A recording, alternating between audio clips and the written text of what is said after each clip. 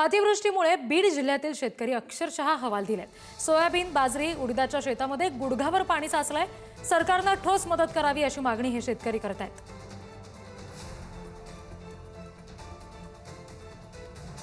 दुष्काळी भाग, पावसाची ओढ असं चित्र बीडमध्ये नेहमी दिसायचं, परंतु याच्या विपरीत परिस्थिती यंदा बीड जिल्ह्यात निर्माण झाली आहे।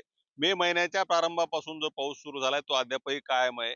या पावसावर पिके जोमदार आली होती, परंतु आता तोंडचा घास हिरावणं ज्याला म्हणतात, तर तशी परिस्थिती बीड जिल्ह्यातील शेतकऱ्यांची झाली आहे। आपण पाहू शकतो कशा पद्धतीने हे सोयाबीनचं पीक आहे आणि याला शेंगा लागल्यानंतर हा जो पाऊस पडला त्यामुळे आता या शेंगांना बुरशी चढली आहे। आपण जमिनीची परिस्थिती पाहू शकतो कशा पद्धतीनं या जमिनीत अद्यापही पाणी आहे। गेल्या 3 दिवसापासून हा जो पाऊस सुरू आहे त्यामुळे जमिनीमध्ये गुडघाभर चिखल झालाय आणि पाणी देखील अद्यापही कायम आहे। यामुळे आता या सोयाबीनचं पूर्णपणे नुकसान झालंय आणि आपल्यासोबत बोलण्यासाठी शेतकरी येतं। काय सांगाल, पीक हातचं गेलंय, ज्या पिकासाठी हजारो रुपये तुम्ही खर्च केला होता ते हे पीकच हातचं गेलंय, शेंगांना बुरशी लागली, काय सांगाल?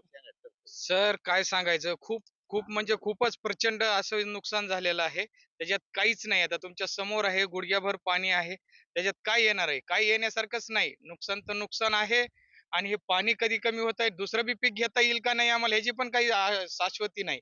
हे पीकच पूर्णपणे पाण्याखाली गेलंय आणि खर्च देखील झालेला सगळा आहे। तर आगामी वर्षभराचा खर्च कसा भागवणार शेतकरी? पुन्हा एकदा सावकाराच्या दारात जाण्याची वेळ येईल? येईल ना, निश्चितच येईल. सावकाराच्या दारात जाण्याची वेळ येईल आणि काहीच नाही, आता सगळं हातातोंडाशी आलेला घास हिरावून घेतलाय सगळा। त्यामुळं जी आता अपेक्षा आहे सरकारकडून, मायबाप सरकारकडून, जे आम्हाला काही भेटतंय का, हेच अपेक्षा ठेवतो. काय सांगाल बाबा, असा पाऊस या परिसरात यापूर्वी कधी पडला होता का? ही परिस्थिती नेमकी कधीच नाही, कधीच पडला नव्हता असा। आम्हाला कळतंय असं पडलेला होता। हं. तर आता इथून पुढं का आता काय सांगता येते त्याचं, आणखी काय हे उघडतोय का ना उघडतोय का, हाही अशीच परिस्थिती हे असते ह्याची, तर काय सांगायचं? सरकारकडे काय मागणी असेल? काय होता होईल तेवढी थोडीफार मदत दिली तर भागन। उदय नागरगोजे, पुढारी न्यूज, बीड।